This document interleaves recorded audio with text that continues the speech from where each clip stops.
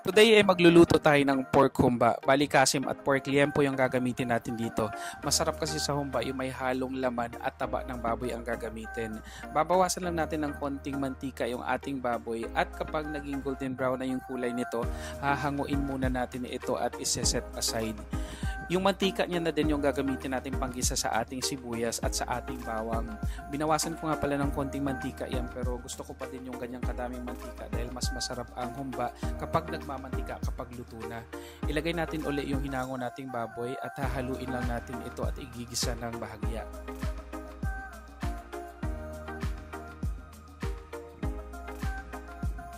Ilagay na natin yung ating paminta. Bali pamintang medyo durog tsaka pamintang durog yung ginamit natin dito. Ito talagang ginagamit ko sa tuwing nagluluto ako dahil mas malasa ito.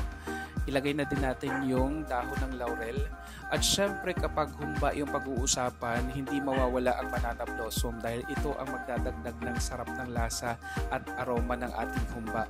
Dinagdagan ko pa yan ng konti para mas mabango pag naluto na siya. Mekos-mekos lang natin yan guys para ma-mix lahat po ng ating mga ingredients. At maya-maya lang ilalagay na din natin yung soy sauce. At syempre, hindi mawawala yung ating oyster sauce. Bali sachet po yung ginagamit ko dyan dahil tansahan po pag nagluto ako.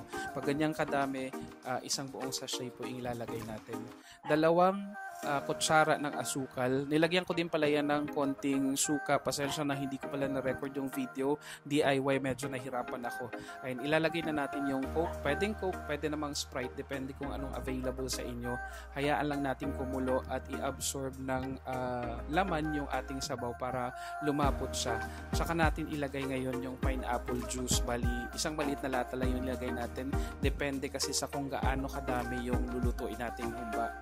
Nilagay ko na din yung black beans dyan. Bali yung maliit na lata lang din yung nilagay ko dahil medyo maalat ang black beans. Hindi pwedeng sumobra yung paglagay.